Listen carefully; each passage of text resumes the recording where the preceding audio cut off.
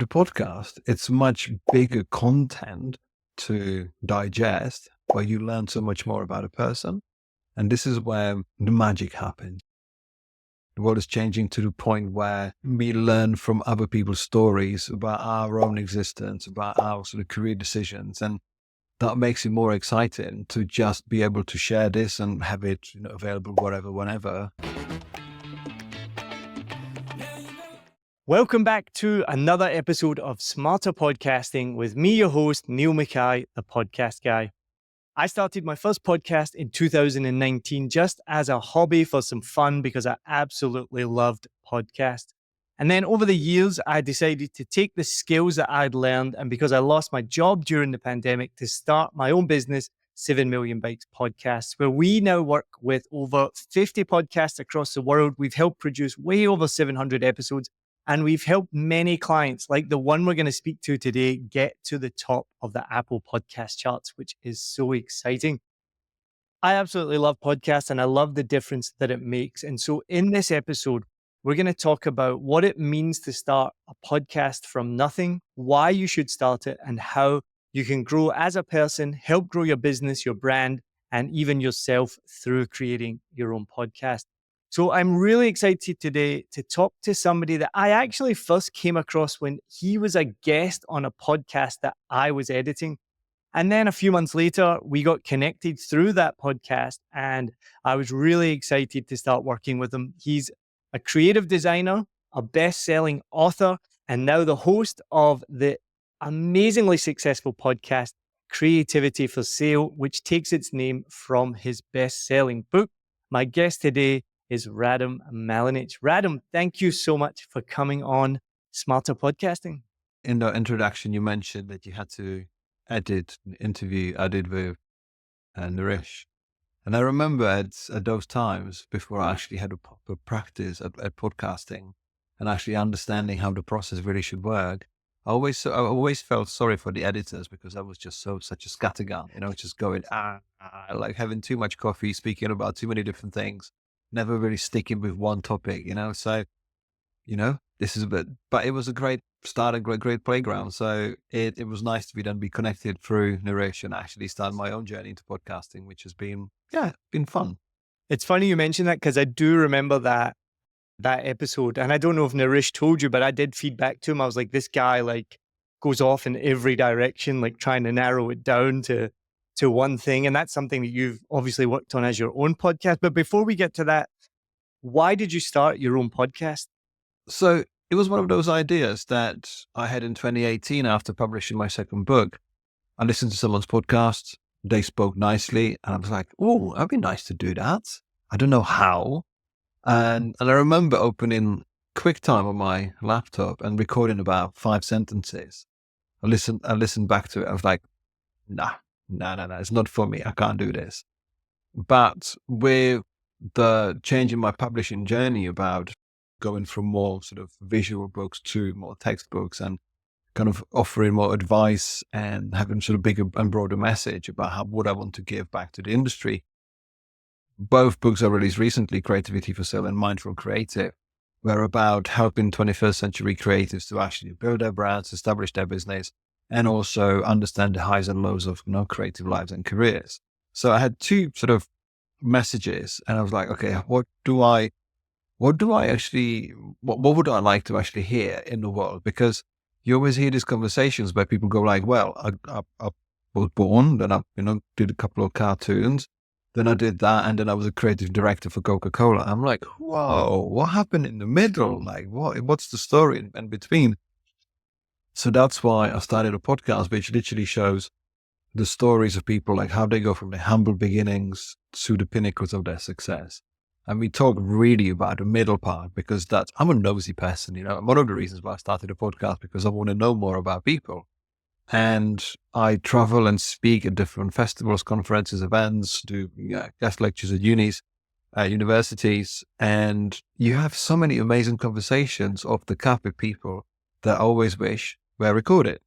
So that's where I've started my podcast. And I gave you the warnings, like it's going to be an informal podcast about the conversations I would normally have with people in different places. I love what you said there about being nosy, because it made me think that not only are you nosy? It means that all podcast listeners, myself as well, we are nosy as well. And you're helping open that door for us to be like, ooh, what's his story? What's he got to share, him or her? Yeah, it's definitely, I mean, actually what I've found on many episodes, interviewing people who are really sort of not on top of their tree, finding that link between the sort of initial passion, the initial sort of taste of the craft, like how did they find a way in? And sometimes they realize, oh, you know what? Actually, I never put one and one together. Like it was my mom taking me to a country store, browsing through, comic magazines or whatever. Like it was just, it's nice to actually unearth something because it's so easy, in my opinion, to be asking the same question as everybody else. I think that sort of mainstream idea of what people want to know makes people potentially say, well, okay, I'm going to produce this content. Whereas I don't really have preset questions. I might have one or two, or sometimes if I don't know anyone, like I just want to know only a little bit. So actually I'm more curious about what they can tell me. So it's really nice sometimes to actually get them to really unearth something that they're like, oh yeah, of course. Yeah. Oh, I didn't even think of it for years, It's a really interesting point of view because I'm the exact same as you. So I do my podcast, a Vietnam podcast, and I've just been setting up all the guests for season 11. And so many of them have said, oh, do you have like a pre-set of questions? Can you send me them so I can like think of the answers beforehand? And several of them. And I've been like, oh no, sorry, this is like a same as you, an informal chat. I never have any preconceived questions. I just need to know a little bit about you. I want to explore that together and see what comes up. And I've never done an episode where something interesting hasn't come up. But then at the same time, as we've talked about, and you've listened to the episode that with Jordan Harbinger, he's talking about preparing for guests where he will read their entire book. He has a set list of questions and how much it helps him. And I look at that and I think, I mean, that is amazing. And if I had the time and the financial backing, maybe I would do that. But I love not doing that. I love going in, like you said, being curious, and we're going to find out what we want to talk about. And so I just did an episode this week with a young girl who's a marketing manager at a tech company here in Vietnam. And she was one of those people as well. She said, oh, can you send me through the questions beforehand? And I was like, oh, no, I don't have any. And we had an amazing conversation about Gen Z because she's Gen Z and how that affects her thinking and how it affects other thinking within the Gen Z community. And these things, I did not have a preconceived idea of that conversation at all. And it turned out fantastic. I know that you and Jordan talked about sometimes the panic about like, oh, what is my next question going to be? Or, because I think there is a journey of understanding and learning active listening. Because as a creative, as a designer, I always had to work to speak for me. I never really had to actually open my mouth and say, why did I do what I did? But the tide has changed, and for better. And being able to actually speak out about my work and speak out about myself now stops me from kind of finishing people's questions or trying to somebody might be telling you like about oranges. I'm like, I'm going to ask about apples next. I'm thinking apples. And they might be dropping some absolute nugget of wisdom. You're like, let's go to apples. Of course, that doesn't happen. I found with podcasting and learning how to do active listening, so much inner peace, because I had, for example, yesterday on my podcast, Stefan Sagmeister, who's like regarded one of the most celebrity designers in our generation. And I had like 3 notes because I have met the man before. We have spoken on the same stage as him. Like we did book signings together. I know a little bit, but I really wanted to go in a different way of like the conversation that he's been doing. I kind of went with like a publicity conversations. I was like, I want to know what you did in Vienna in 1971, like let's go back there and then just unravel, because in every conversation, I make about 4 pages of notes. In fact, I've got notes from yesterday, I just write and listen. And of course, like if you get to do sort of level of Stephen Bartlett and, Jordan and that, you need to do prep. But you mentioned the right 2 words, financial backing, like if you have that space, of course you can grow. But I think there's something about the initial scrappiness because anything goes. Well, one of the things you mentioned there was active listening. And we've talked about this before. And I think it is one of the biggest skills that you learn as a podcaster that I feel I have learned. And I've taken a bit as well. I've mentioned this before. So I did stand-up comedy.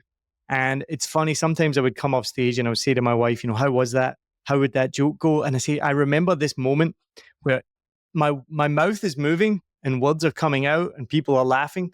But in my head, it's like a hamster wheel going round and round and round. And I'm thinking, what comes next? What's the next punchline? Or what do I say? What are the next words? Blah, blah, blah. And it's not as hectic and it's not as high pressure, but doing a podcast is similar, where you're listening to the person speak. And I had this just this week. I recorded an episode with Charlotte Lewis West.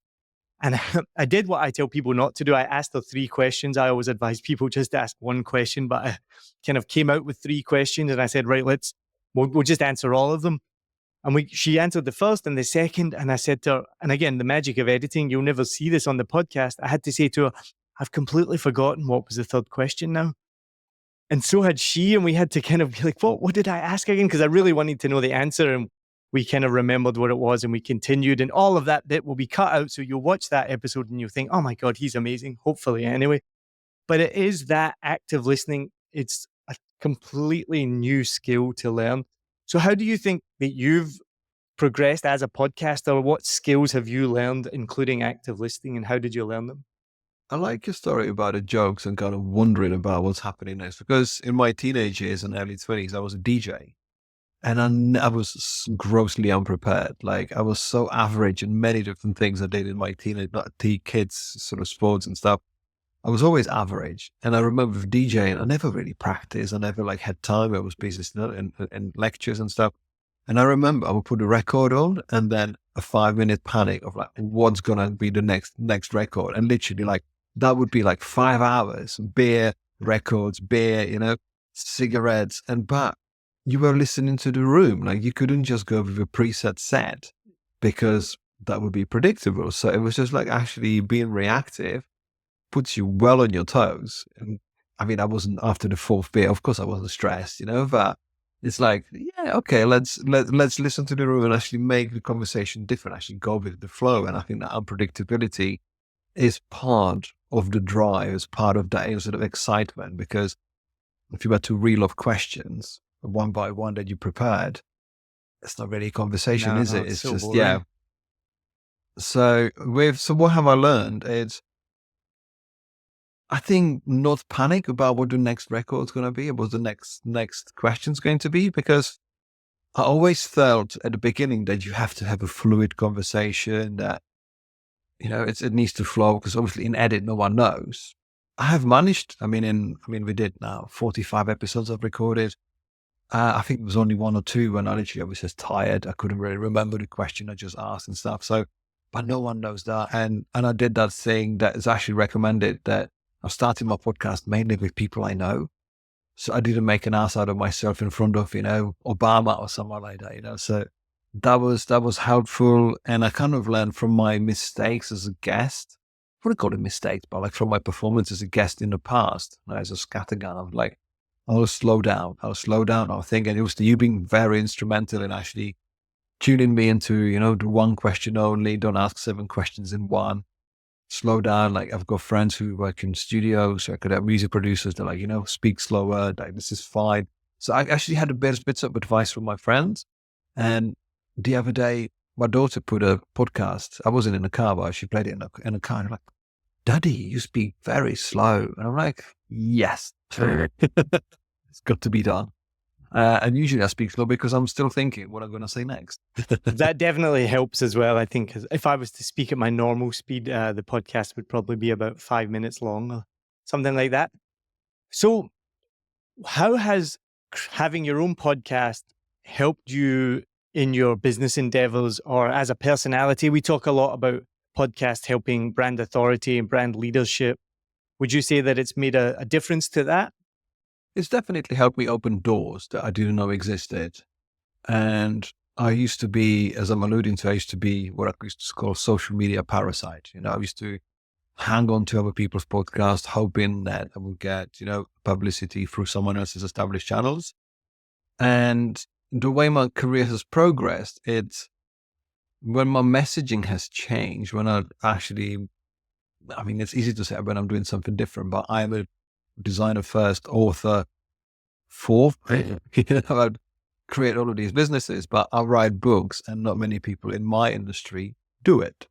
And because I'm really trying to kind of create a cross-platform or cross-industry titles that should speak to people like yourself or anybody else. I talk about creativity. I talk about establishing a creative business, but it's essentially just establishing a brand and being aware of actually what you stand for. So I've started my own podcast in a way because I wanted to promote my books, but I then realized how much more nicer it's just to actually let go of the book content and actually just say, look, I want to know stuff about you, because I thought I might do episodes based on chapters or based on pieces of information. But as you know, when you let go, that's when the magic happens, like, oh, I didn't really think of asking that question. And that's where we're going to spend the next half an hour. And that was the magical part. So it's definitely helped my business. It's helped to open my messaging to wider audience and diverse audience. We were lucky that we are now, I think, in 85 countries. And this is week 33. We were in 64 countries in week 9. Just, it's absolutely bizarre and crazy, like to think that, there's people in these different places to listen to the show, which is new, and I was still sort of finding my feet. And so it's an extension, obviously, it's a marketing tool for my books, but it also informs the content of my new books. It also gives me more speaking opportunities in bigger and sort of more prominent places. And you can't always do everything to 11. So I'm just choosing what I've spent potentially most energy on a podcast outside work and writing on this instead of social media, because this is going to be evergreen content. I've got sometimes opportunity to interview the person just once, but it shows more about who I am. And I've thought about this conversation in sort of yesterday, how I used to be known for pieces of visual work, so you show it to someone sees your work and they might just swipe on Instagram or whatever, but they've got immediate feedback.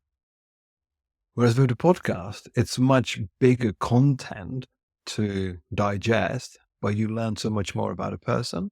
And this is where the magic happens. Actually, you learn more about one another, because I think the world is, the world is changing. The world is changing to the point where we learn from other people's stories about our own existence, about our sort of career decisions. And that makes it more exciting to just be able to share this and have it available wherever, whenever, and never know who might come out of woodwork and say, hey, I just listened to episode 3. It was amazing. I'm like, thank you. Well, I was going to ask you that question, actually. You just brought that up. What has been the reaction from people in your industry when they hear the podcast? What has been the feedback? I mean, it's been kind. I think it's been kind. It's been supportive. I'm getting to the point where I think we need to be reminded to actually give feedback and give reviews or reach out, because I've kind of had it with my books as well. There's thousands of reviews on Amazon and Goodreads and other places, but the direct mail only sort of comes and goes ever so often. So I was having a conversation with someone on LinkedIn about a book, and they're like, yeah, they're telling me about the experience with the book. And then 5th message about, oh, by the way, the podcast is amazing. I listen to every episode.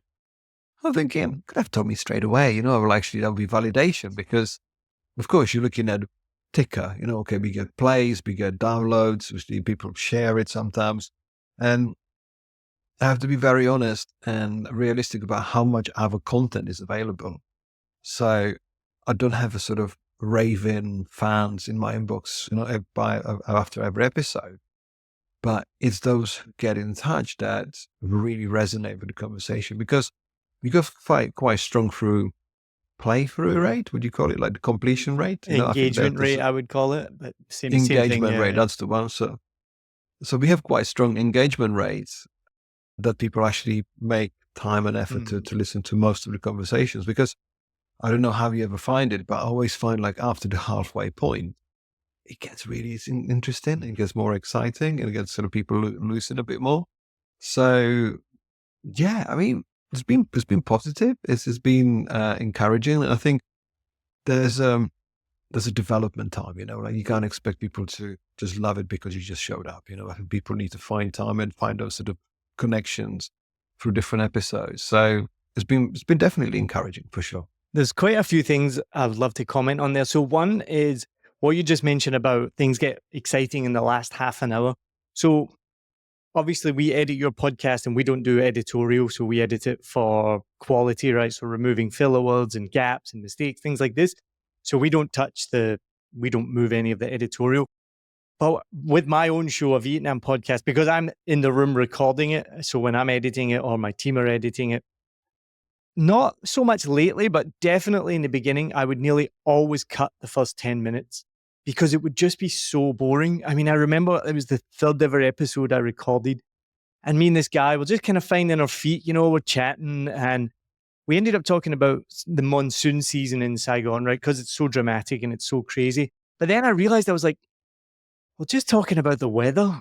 Weather chat is the worst chat in the world. And we think, because you don't really know what to talk about. And I'm like, doesn't matter if it's a crazy monsoon, it's fucking weather.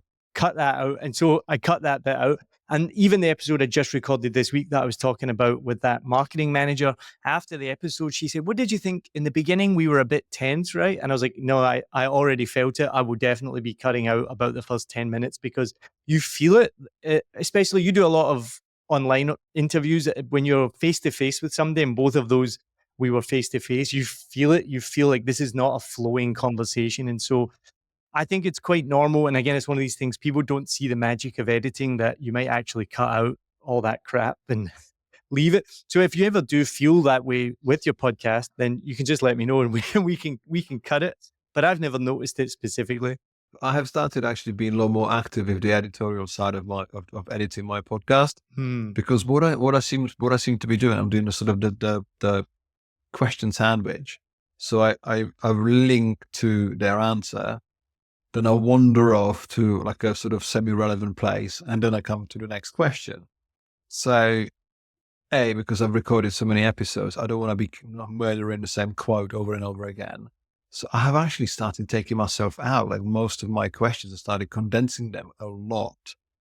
And it's more about a person because I want it to be a two-way conversation, but you don't always hear, Conan O'Brien or Jimmy Fallon talking about himself because, this is what I did. Like it's all about the person when I put focus on the person. So I have started cutting myself out and be a lot more at peace with how the show flows because obviously it's nice to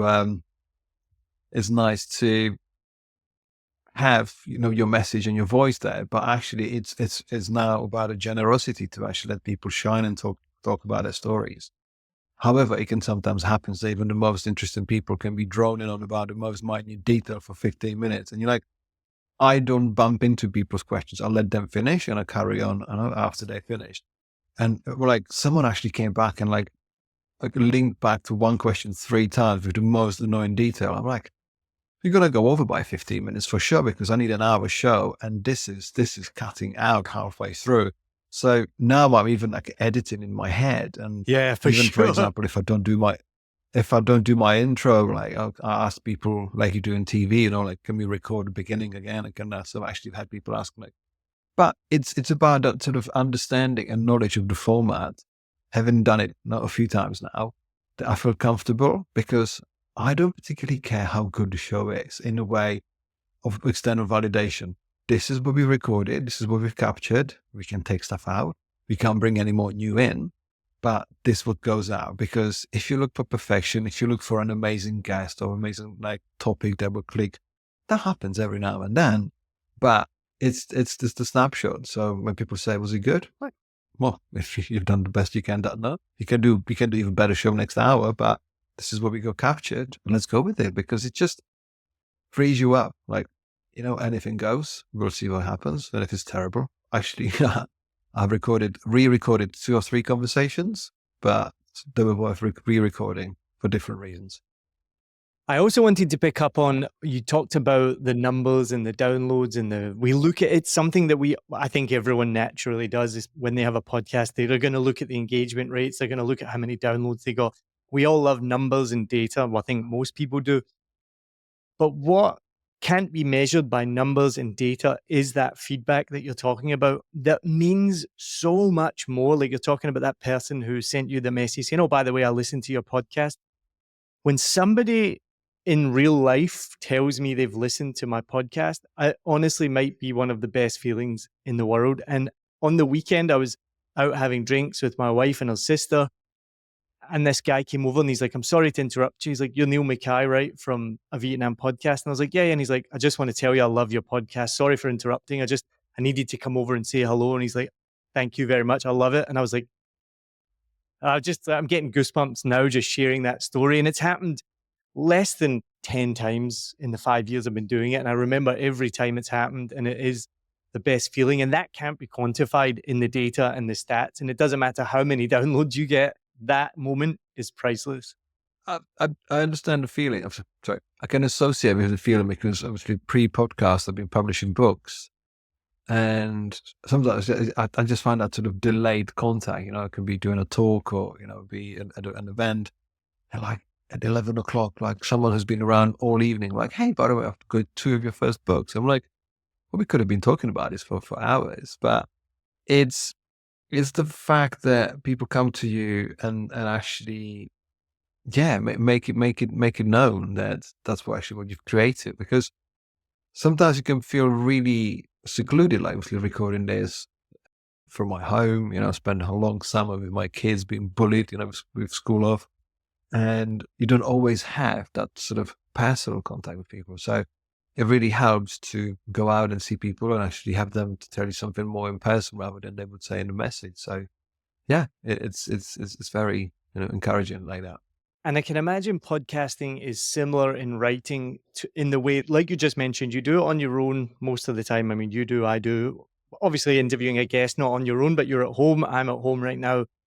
You create this thing, and then, like, similar to you create a book, then you put it out to the world, and you don't know when people are reading it or listening to it. You don't know how they're consuming it. You don't know that they like it. So then when someone at some point in the future, when you're not thinking about it at all, comes up and tells you that they enjoy something that you've created, it's the thing I always compare it to when I did stand-up comedy.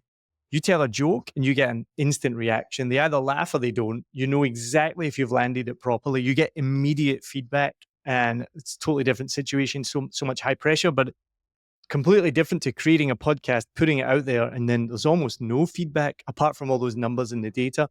And talking about that engagement rate, this is why podcasts are amazing, because that engagement rate, you're with a podcast, it's going to be on average about 80%. So 80% of people who start your podcast will finish it. And you compare that to YouTube, it can be as low as 10, 15. I've had some YouTube videos I've done with like 4% engagement, because YouTube as a video platform is completely different to audio. People are already skipping to the next video. On YouTube, there'll be something in the top right saying, check out this video. There's a whole list of videos on the right saying, check out one of these videos. And the way people consume video, they're always moving to the next thing. Whereas with a podcast, you put on those headphones, you go to the gym, you get in the car, you're going to consume it. So you get much higher and deeper engagement with a podcast. And not only that, so you mentioned about being listened to in how many countries? I think it's 85 now. I mean, that's just incredible. Without leaving your living room, you've talked to people in 85 countries across the whole planet. And this is what I wanted to touch on before we finish, is someone who's done speaking all around the world. How do you compare a podcast that is listened to around the world to doing public speaking and meeting people face to face? I mean, I think the message of this conversation is that in-person feedback will always trump a message on LinkedIn or Twitter or Instagram, because you make more meaningful connections with people in the room. And I was still speaking to people I met for a day in a conference, let's say in Montreal 12 years ago. We're still, there's somehow that sort of that human energy is makes more of a connection. But that doesn't mean obviously that podcasting doesn't or can't sort of substitute it. But it's easy. I mean, you can be flying to somewhere because it's exciting. Of course, we got this sort of curve of our life where, I think it's best sort of summarized with a quote like, I want to be in a meeting. Then the second stage is I want to run the meeting. And the third stage, I don't want to be in a meeting, It's just like, I want to speak everywhere. I want to speak only in the best places I can, to the point like, you know what? I actually can't travel anymore as much. Everything changes. So I've got two young kids. Me and my wife got both our businesses. So things are definitely different. So this has come to me as the most fantastic and natural sort of tool to be speaking to people, to be having the conversations I have with people that I would have normally met in an event or having in a green room. So it's a fantastic sort of window to my world that improves the way, I speak. Of course, it's still chaos, but, there's slides and there's a script or with talk, but it's about having the ability, as you said, to just to reach people in 85 countries and growing, and never know who might stumble across the content. Because what I do now in this form of feedback and giving back, when I like piece of work, I just send good old emails, just like, hey, I love what you do. And just like, I try to repay the compliments. I try to actually instigate conversations. I try to instigate new opportunities, because we are in the business of sales. Like everything that we do, we are in business of sales. But as a preacher for personal branding and branding identity and sort of messaging of what we are, we create these tools that we get known for, because, as I said, I'm sure quite a few times, the world is changing, and this is what we do now. This would be unheard of 20 years ago. If you did a podcast as a designer, you would have confidence of a serial killer. It would be absolutely like, who is that idiot? Like talking about stuff. Whereas now we've got like 16-year-old kids just going, hey, I'm a branding strategist. So everything's changing, not always for better, but it's given us growth. And I think that's the sort of mission of our lives. Like if you want to grow, you want to actually be and develop. So, 2018 was my sort of beginning of my sort of idea. It didn't make sense till I actually had books with the right content and actually say, okay, we can put our hat on this one. This is the idea that we're going to build it around. And it took me 3 years to actually work out the content of those two books, to actually say, this is what I stand for. And the government gave me a platform about what I'm going to be about, what I'm going to talk about, what I can, share with the world. So that's my beginning. And this is what we talk about, rather than sort of broad conversation. So yeah, I absolutely love it. And it's helped me to improve in the messaging, especially because, as I said, it's quite easy just to hide behind visuals, and you don't want to do that. And what I love about podcasting, and I think you give a great example of this, as someone who does do a lot of speaking, speaks at conferences and is talking to thousands of people. For you, if you were to be given a gig once a week in a local venue and say, hey, 200 people are going to show up every single week, and you're going to stand on stage and do a public speak or do an interview with somebody, and you're going to promote yourself and your brand to people within your niche, I think I assume you and most people I know, I would jump at that. I would bite their hand off. I was like, wait, what? I get to go and stand on stage and talk to 200 of my peers that, like you said, everything's sales, that might want to buy something from me. Incredible. But with a podcast, you don't need to do that. And you can talk to people around the world. And I've said this from the very beginning. If you can take however many people listen to your podcast, even if it's 10, even if it's 20 or 200 or 2,000, you imagine if they were in the same room listening to what you have to say, it would be incredible. And so podcasting has that power to reach so many people. And so what would you say is the biggest thing that podcasting has done for you? I think it's shaping my narrative. I mean, it's giving me a toolkit to kind of think bolder and bigger. And it was the missing piece of my sort of media output on my personal brand, because I used to speak three times a week in local pubs, in like local events, doing university talk for next to nothing, because I wanted to get better at it. Because there is something chemical, physical, I don't know if it's adrenaline or dopamine or whatever, when you keep getting better, if you don't feel like you're going to shit yourself on stage, you're like, okay, we can do this. And then you do talk 20. And you're like, I'm actually enjoying this now. And then you go like, oh, I might join a local acting group. Like you feel like you've actually breaking through some barriers.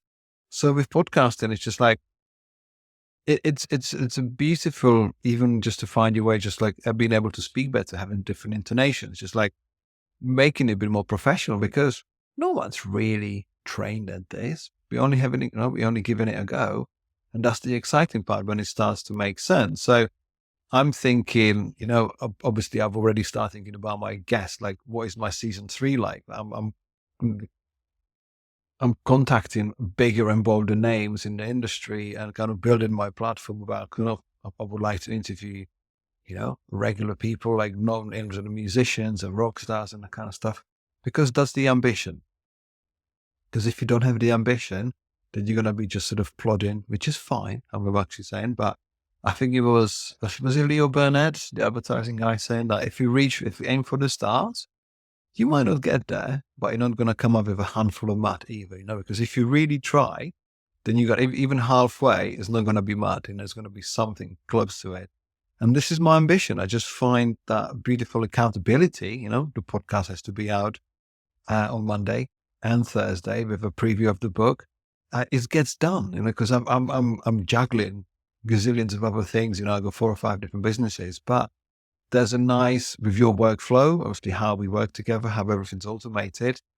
That's where I can afford to have it in my workflow, because I'm absolutely obsessed with automation, so Calendly, Riverside, One Link, everything's automated.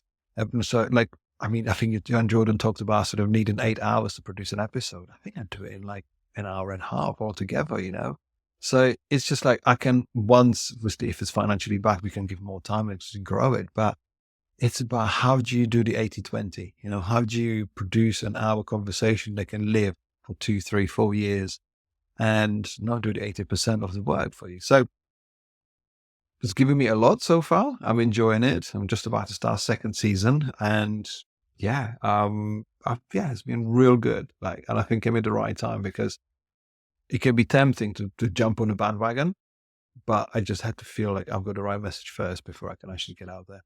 Well, I love what you said there about it takes you an hour and a half to make a podcast, which leads into my next question is what has been the biggest difference working with an external provider like ourselves, 7 Million Bikes Podcast, who produce your show and helps create your show? And I think you summed it up there that it does take a long time to produce a show.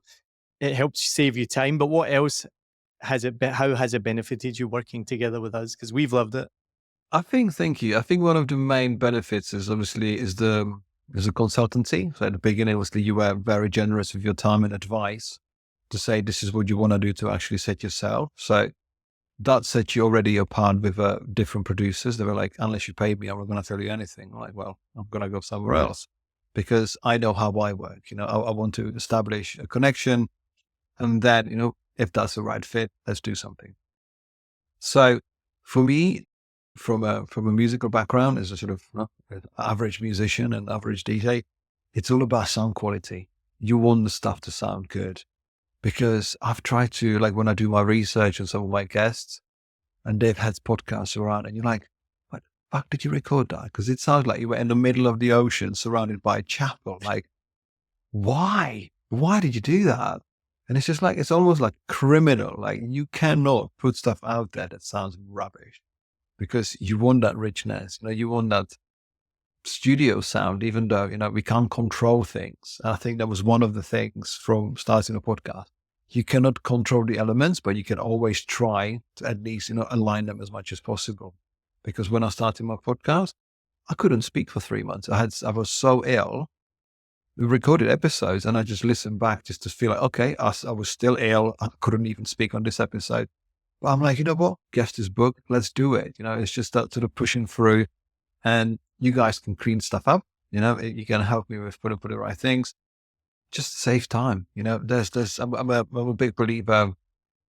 I'm a big follower of someone called Dan Martell, and he's got a book out called Buy Back Your Time. And I don't want to be learning how to produce my own show. I've got other things to do. Yeah, exactly. And I think that's perfect. People like yourself, people like yourself can actually produce it really well, and I can get the good bit done by somebody else, so I can actually focus and already intervene somebody else. Because I'm sure, one day, sooner or later, we'll start monetizing this, and there'll be some return, because at the moment it's an investment on my part, but I can be paying for a different type of marketing, which would be just sort of a one-way stream, whereas this is a much more two-way stream of information. Perfect. Well, Radim, thank you so much. I'm excited to see the continued growth of Creativity for Sale. If you do want to work with 7 Million Bikes Podcast, get in touch. It's Neil at 7millionbikes.com, or just go to 7millionbikes.com and you can get in touch with us there. If you've enjoyed this episode, please do the good things. Follow, subscribe, turn on notifications so you never miss an episode. We put out an episode every 2 weeks.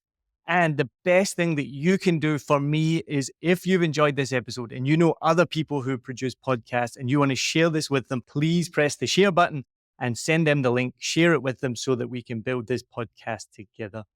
Thank you so much, Radim. This has been an awesome conversation and I will talk to you soon. Cheers. Thank you. Thanks for having me.